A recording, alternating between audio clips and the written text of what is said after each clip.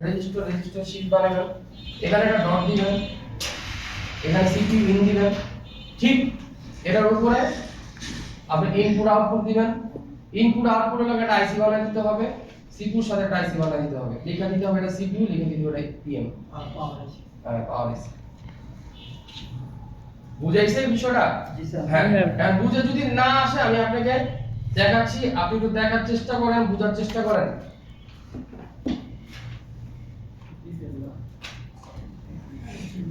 এটা হলো আপনার পাওয়ার, আপনি এখানে লিখছেন স্যার এটা পিএম, যে কোনো একটা মডেল চাইলে আপনি দিয়ে দিতে পারেন যে স্যার এটা হলো পিএম। এরপর আপনি কি করছেন, এখানে এই একটা রেজিস্টার বানাই দিলেন, একটু দূরে যায় বা একটু ছোট করে বানাই দিলেন,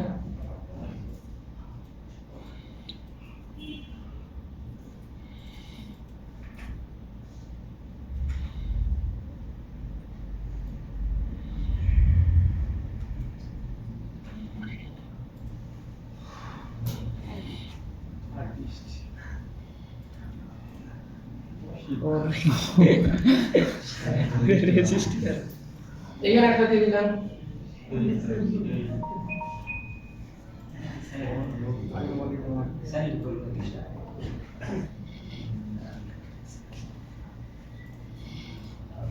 দুইটা দিয়ে দিলেন, এখন বাকি হলো একটা আইসি, এখানে একটা আইসি বানাই দিলেন, এখানে লিখে দিলেন সিপিইউ। তাহলে এখানে হচ্ছে কম্পোনেন্ট তৈরি হয়ে গেল। এখন আসেন, একটা নাম ছিল এনটিসি,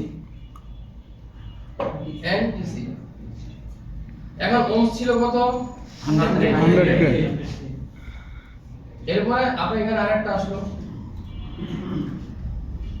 এটা ছিল কি আর শুধু আর ছিল, জি স্যার। আর শুধু আর ছিল 100 কে ছিল নাকি? আচ্ছা। এখন লাগবে কি বল, দিলাম বল, এখানে লাগবে বল, একটা एग्जांपल হিসেবে বানাইলেন, এখন কানেকশন আপনার সাজাই দিতে হবে, আপনাকে एग्जांपल বানাই দিছি আমি। তাহলে আপনার একটা কানেকশন এখানে আসবে, এটা কানেকশন ডাইরেক্ট সরাসরি চলে যাবে নিচে,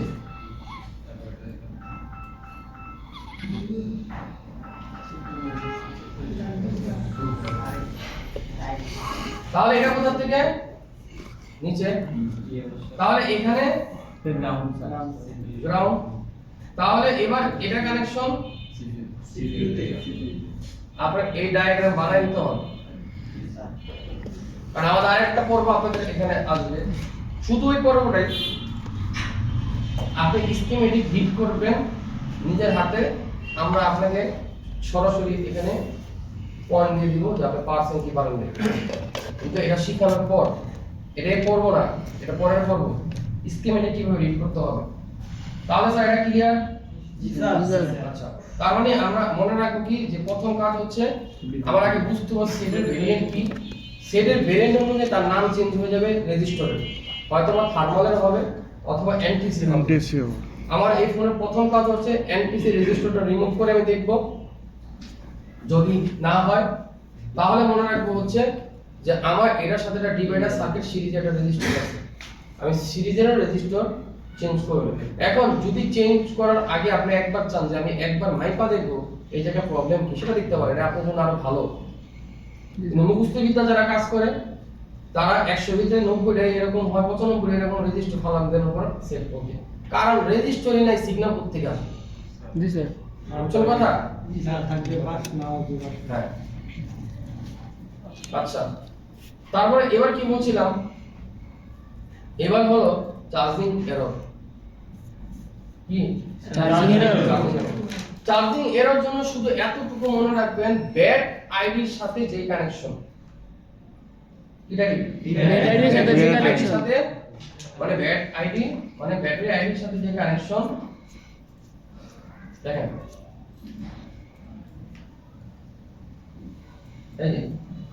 এই যে ব্যাট আইডি দেখতেছেন না, এই ব্যাট আইডিটার সাথে আপনার কানেকশন ডাবল ট্যাপ করলাম, এখন এই ডাবল টেপ করার পরে এখানে 17 17 17 আর হলো 38 মানে 17 নাম্বার পেজে তিনটা আসছে মানে একটা পেজের তিন জায়গায় নামটা লেখা এই কারণে আপনার তিনটা আসছে এখানে কি বলছি স্যার একটা পেজের মধ্যে 3 জায়গায় আছে মানে স্কিমেটিকে যখন কোনো একটা নাম সার্চ দিবেন তখন যদি দেখেন পেজ অনেকগুলো আসছে আগে দেখবেন পেজ নাম্বার কত যেমন এটাতে ক্লিক করলাম ক্লিক করার পরে ব্যাক আইডি এটা এরো মানে কি ভিতরে ঢুকছে ব্যাক আইডি ঢোকার সময় কি করছে সিরিজের রেজিস্টার আচ্ছা সিরিজের রেজিস্টার পড়ে গেছে ফাইটা গেছে ভেঙে গেছে মিসিং হয়ে গেছে এখনই তো আপনার বারবার এরর আসবে জি স্যার অথবা ব্যাটারি কানেক্টরের টার্মিনাল বাঁকা হয়ে গেছে ফাইটা গেছে অথবা পাঙ্গাস পড়ে গেছে এখনই আপনার আসবে কি আসবে চার্জিং এরর অথবা আপনার এখান থেকে যে আইসি তে ঢুকছে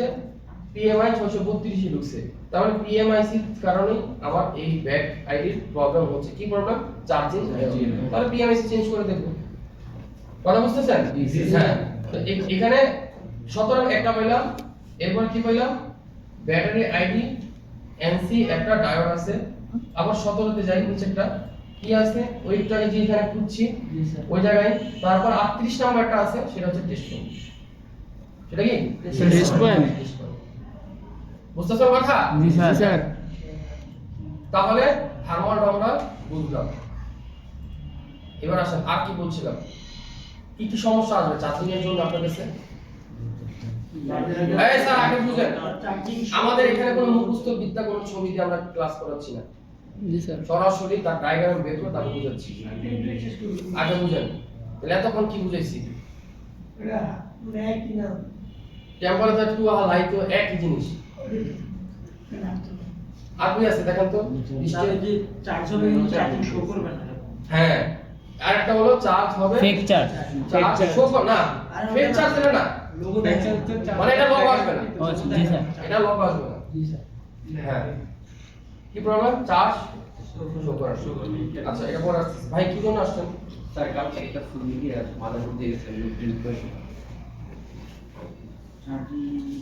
কোনটা আচ্ছা রাখেন যাওয়ার আগে মনে করেন তো নোট টেনের ইউফেসটা চেক দিব ঠিক আছে এটা ইউফেস রাখেন এটা হচ্ছে আপনার নোট টেন না নোট টেন হচ্ছে 615 সিপিইউ এটা ইউফেস ঠিক আছে জান এখানে খেয়াল করেন আমাদের একটা কোশ্চেন কি ছিল প্রবলেম আসবে যে হচ্ছে চার্জে আমরা লাগাবো ঠিক কিন্তু কি হবে না চার্জিং লোগো আসবে লোগো আসবে কাস্টমার ফোন নিয়ে আসছে এটা দুটো সুরত হবে একটা হচ্ছে কোনো এক টেকনিশিয়ান এটার চার্জিং এসে উঠা ফেলছে উঠায়া টিভিএস ডার্ট হ্যাঁ না জেনার ডার্ট মারছে ব্যাটারি বি ব্যাটের সাথে এটাও একটা কি করছে এখানে একটা জিনিস আগে শিওর হতে হবে ডিজিটাল আইসি না অ্যানালগ আইসি এটা বুঝতে হবে কারণ অনেক ফোনের যেমন আমাদের এখানে ডিসি টু ডিসি আইসি হয় যেমন সাব পাওয়ারের সাথে চার্জারের সাথে অ্যাডজাস্ট সাব পাওয়ার বা চার্জার আইসি খুলছি সেট করে চলে গেছে এটা হলো এক ধরনের আইসি মানে আমরা যে কটা সার্কিট খুলছি যদি চার্জিং আইসি উঠাই সেট ডেট মোডে চলে যাবে কিন্তু আগে যে সময় ফোনগুলো ছিল 6 পিনের 8 পিনের যে ফোনগুলো ছিল এই ফোনগুলো চার্জিং আইসি উঠাইলেও সেট অন থাকতো হ্যাঁ অনেক স্যামসাং ফোন আছে চার্জিং আইসি উঠাইছেন কিন্তু সেট অন আছে কারণ ওটা শুধু ডিসি টু ডিসি আইসি কিন্তু এটা ডিসি টু ডিসি আইসি না যার কারণে ওটা ডেট হয় না এটা ডেট হয়ে যায় ওটা অ্যানালগ আইসি এটা হলো ডিজিটাল আইসি কারণ ডিজিটাল আইসি যেগুলো হয় এগুলো প্রোটোকল থাকে এটা এক নম্বর কথা ডিজিটাল আইসি যেগুলো হয় এটা সিপিইউর সাথে তার প্রোটোকল থাকে এই প্রোটোকল যদি না থাকে ওটা হচ্ছে অ্যানালগ আইসি ওটা আপনি বাইপাস করতে পারবেন কিন্তু ডিজিটাল আইসি যেটা হয় এটা আপনি বাইপাস করতে পারবেন না এখন মনে রাখতে হবে যে চার্জার আইসি পারফেক্ট ভালো আছে কিনা এই একটা ব্যাটারি লাইন ঠিক আছে কিনা এই হলো একটা আর কাস্টমারের ফোন আগে কেউ চার্জিং আইসি ফালায় জিনার ডায়োড লাগাইছে কিনা এটা আর চার্জিং শো করার জন্য কিছু ফোনের জন্য কাজ করে হচ্ছে REGN লাইন।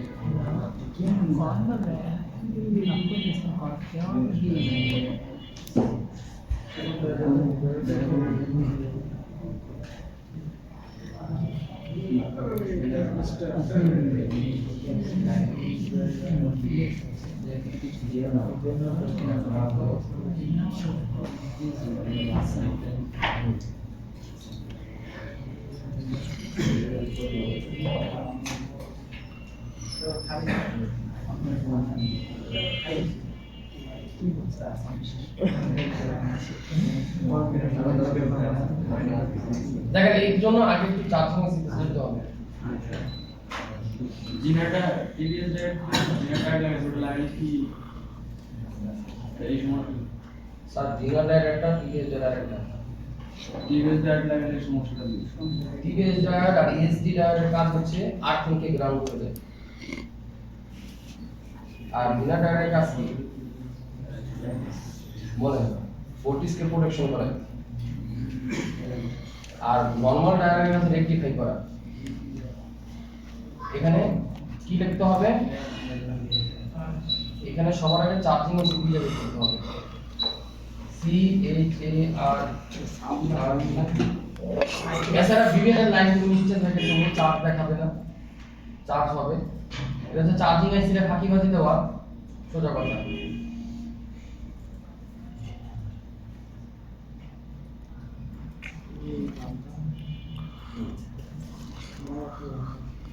এই দেখেন REGN লাইন, এই যে REGN।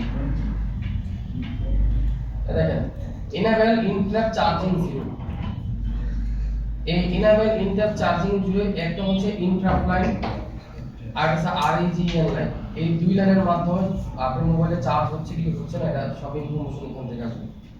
এখানে হচ্ছে enable charging আর একটা REGN লাইন। এই দুইটা কথা মনে রাখবেন, এই দুইটা লাইন ঠিক থাকতে হবে।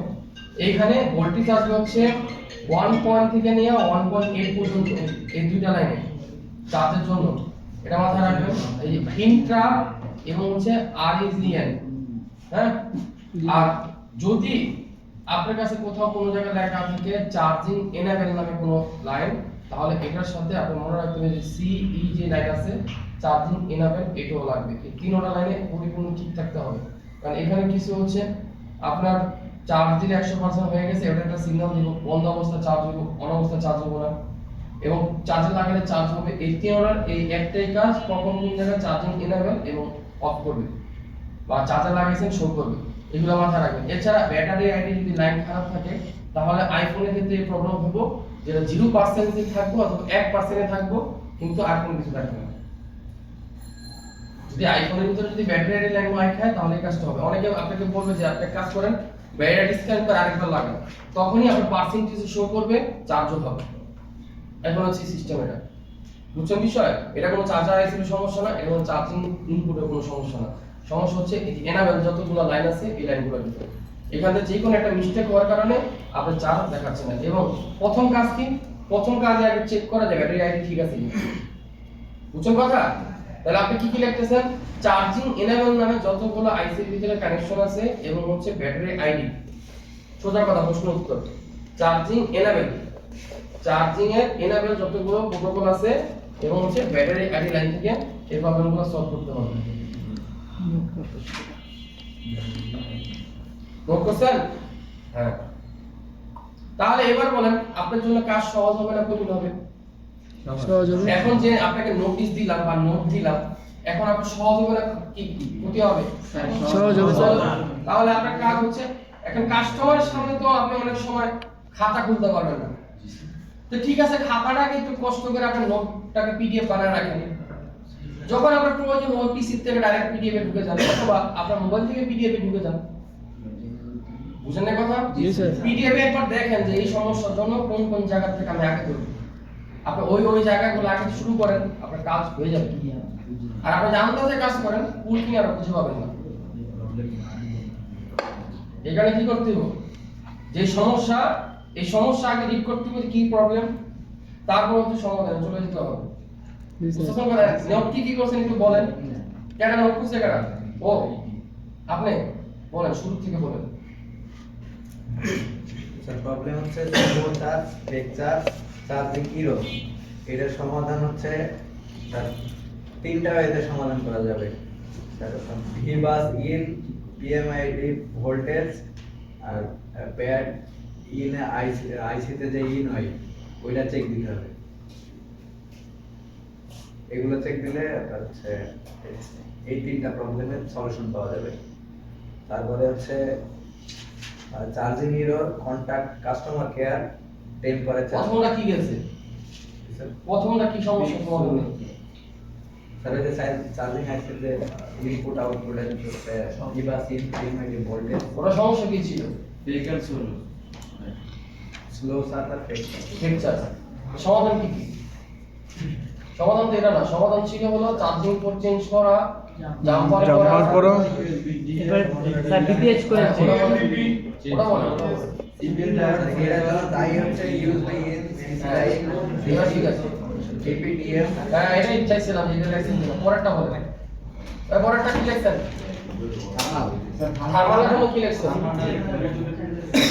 দেখেন নাই, আপনি ওই থেকে লেখছেন? আপনি লেখছেন